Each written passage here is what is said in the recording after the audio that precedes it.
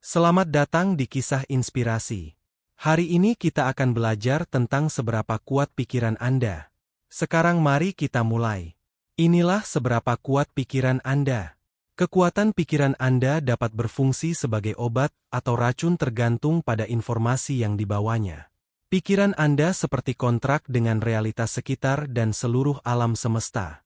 Mereka memiliki kemampuan untuk mempengaruhi struktur material, termasuk tubuh Anda. Oleh karena itu, untuk menyembuhkan tubuh Anda harus terlebih dahulu menyembuhkan pikiran Anda. Sebagian besar penyakit dalam hidup seseorang disebabkan oleh kekuatan emosi. Emosi ini diaktifkan dan dipengaruhi oleh pikiran kita. Memahami cara memperbaiki tubuh kita melalui kekuatan pikiran adalah perjalanan yang menarik dan transformatif. Emosi adalah pelaku utama di balik hampir semua penyakit di dunia.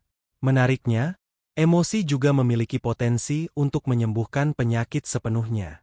Banyak kasus menunjukkan individu dengan penyakit kronis mengalami pemulihan luar biasa dengan mengubah cara berpikir mereka dan perspektif mereka tentang kehidupan. Ini memerlukan evolusi sadar dari kesadaran diri dan kontrol hidup. Tapi apa sebenarnya emosi itu? Emosi berfungsi sebagai saluran untuk mengekspresikan dan mengalami perasaan dalam tubuh fisik kita. Perasaan itu sendiri bukan entitas fisik, tetapi emosi memungkinkan kita untuk mentransportasikan sensasi non-fisik ini ke dalam ranah fisik, memungkinkan kita untuk merasakannya dan mengekspresikannya dalam tubuh kita. Melalui pikiranlah kita mengekspresikan emosi ini, baik positif maupun negatif. Pikiran kita meresapi setiap sel dari keberadaan kita, mempengaruhi kekuatan dan vitalitas mereka. Sel-sel kita dapat merasakan apakah kita merasa baik atau tidak.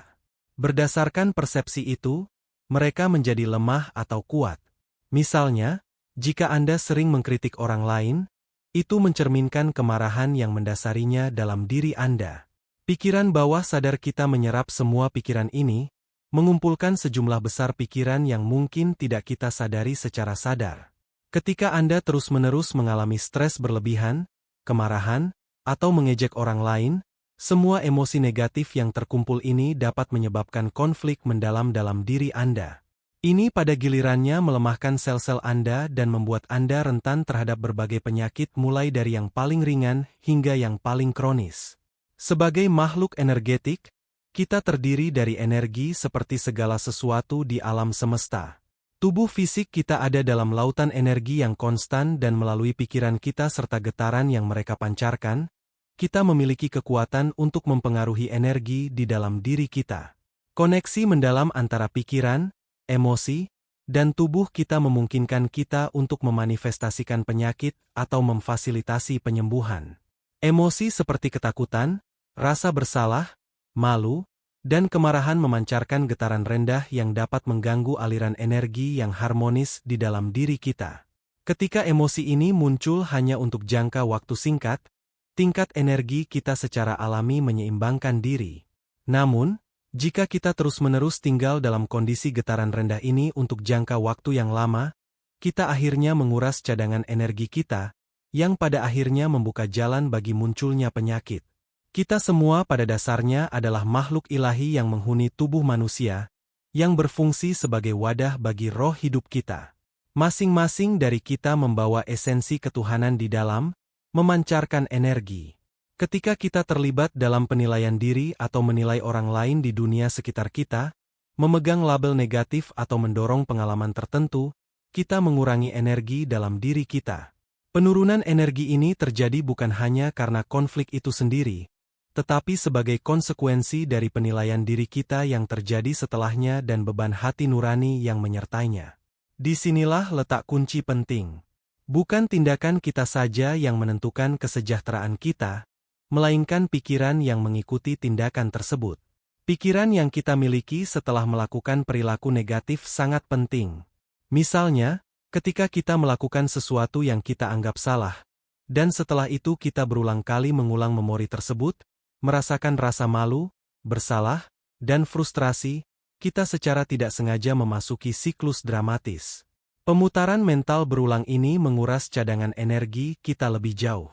Demikian pula, dalam konflik dengan orang lain, Kita tidak hanya menggunakan energi kita selama konfrontasi tetapi menghabiskan lebih banyak energi ketika kita terus-menerus mengulang situasi dalam pikiran kita, tinggal di penyesalan dan emosi getaran rendah lainnya. Intinya, kita menghabiskan energi berharga kita pada pikiran dan keadaan emosional yang berulang ini. Bayangkan mengalami peristiwa dramatis atau traumatis yang memicu periode lama emosi getaran rendah. Selama masa-masa sulit ini, kita secara tidak sadar menciptakan konstruksi mental dalam diri kita, sering disebut sebagai iblis batin, bayangan, kompleks, atau bahkan agregat. Konstruksi ini adalah aspek terfragmentasi dari keberadaan kita yang mungkin tidak kita pahami sepenuhnya atau terima dengan cinta. Paradoksnya, konstruksi ini mendambakan cinta dan perhatian kita. Sebagai bagian integral dari diri kita, konstruksi ini membutuhkan energi kita untuk mempertahankan keberadaan mereka. Sayangnya, kita sering memberi makan mereka tanpa disadari, menguras cadangan energi kita dalam prosesnya. Kita mungkin merasa lelah terus-menerus atau kekurangan vitalitas tanpa memahami penyebab yang mendasarinya. Hal ini karena konstruksi ini yang tertanam dalam pikiran bawah sadar kita memakan energi kita, menguras kita dari dalam. Namun, ada jalan menuju pembebasan. Dengan secara aktif menyembuhkan, mencintai, dan menyadari konstruksi ini, mereka naik ke permukaan kesadaran kita. Kita memulai proses mengintegrasikan aspek-aspek yang terfragmentasi ini, mereklamasi energi kita dalam prosesnya. Melalui integrasi ini, kita memulihkan keutuhan dan harmoni dalam diri kita. Dalam momen-momen stres, tubuh kita sering tetap tangguh, memenuhi peran kewaspadaan dan kesiapan dalam menghadapi potensi bahaya. Namun, ketika stres mereda dan situasi telah berlalu, kita mungkin mengalami kecemasan yang tidak dapat dijelaskan. Ini bisa membingungkan karena kita bertanya-tanya mengapa kecemasan muncul ketika kita telah melewati badai dan mencapai ketenangan. Namun, ini adalah konsekuensi dari pengurangan energi yang kita alami selama periode stres yang intens. Tubuh kita dalam kebijaksanaannya mengirimkan sinyal kepada kita, memperingatkan kita untuk membuat perubahan dalam pola pikir kita. Sinyal-sinyal ini berfungsi sebagai undangan untuk introspeksi dan transformasi batin. Sayangnya, kita sering mengabaikan atau salah menafsirkan pesan-pesan ini, memperpetuasi siklus pengurangan energi. Ketika kita mengalami emosi negatif seperti ketakutan, kesedihan, rasa bersalah, kemarahan, dan malu, itu dapat membuat kita beroperasi pada frekuensi yang lebih rendah. Emosi-emosi ini menandakan pengaruh kekuatan destruktif yang menarik kita ke bawah. Sebagai respons, sistem respons stres tubuh kita diaktifkan, memicu pelepasan hormon seperti adrenalin. Ini dapat membangkitkan insting hewan dan reaksi yang berorientasi pada kelangsungan hidup. Pada tingkat ini, kita mungkin merasa stres dan kesejahteraan keseluruhan kita mungkin terpengaruh.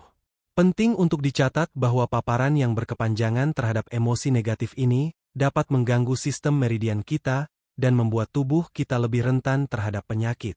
Di sisi lain, merangkul emosi positif memiliki efek mendalam pada kita. Itu memungkinkan rasa kesejahteraan dan positif yang mendalam mengalir dengan mudah dari dalam diri kita. Proses yang indah ini memicu pelepasan endorfin yang memenuhi kita dengan rasa kebahagiaan dan kesenangan yang menyenangkan. Memelihara emosi kita, emosi positif menciptakan aliran harmonis dalam diri kita. Mereka juga membantu menjaga keseimbangan dalam sistem meridian kita, mendukung kesejahteraan kita secara keseluruhan. Untuk memperbaiki tubuh, seseorang harus terlebih dahulu menyembuhkan pikiran. Perjalanan penyembuhan ini dimulai dengan mereklamasi kekuatan yang telah kita serahkan kepada orang lain dan fokus ke dalam. Kesadaran, keyakinan, pikiran, dan emosi adalah obat-obatan kontemporer yang mampu melakukan transformasi ajaib. Ketika diresapi dengan energi, informasi membentuk realitas Anda. Dengan demikian, jenuh dengan emosi, pikiran Anda beriak melalui ranah materi, terutama dalam tubuh fisik Anda sendiri. Dalam pengalaman hidup Anda menarik apa yang ada di dalam diri Anda. Mencari validasi eksternal atau mengalihkan tanggung jawab ke dunia luar terbukti sia-sia, karena seluruh kekuatan Anda ada di dalam. Jangan menyerahkan kekuatan ini secara eksternal karena itu memegang kunci untuk penyembuhan dan mewujudkan hasil terbaik dalam hidup Anda.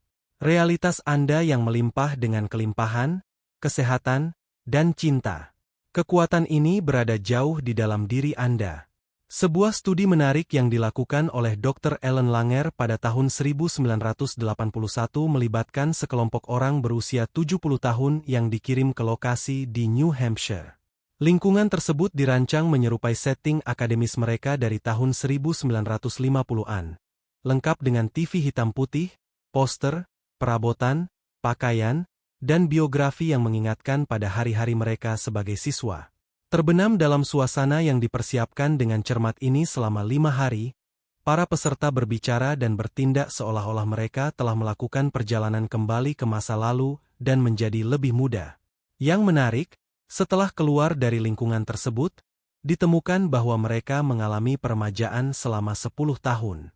Parameter medis mereka termasuk tekanan darah, tingkat hormon, kekuatan otot, fleksibilitas, dan mobilitas menunjukkan peningkatan yang signifikan. Studi ini hanyalah salah satu dari banyak yang menunjukkan pengaruh mendalam dari lingkungan kita, dan yang paling penting, keyakinan kita pada sesuatu dalam proses penyembuhan kita.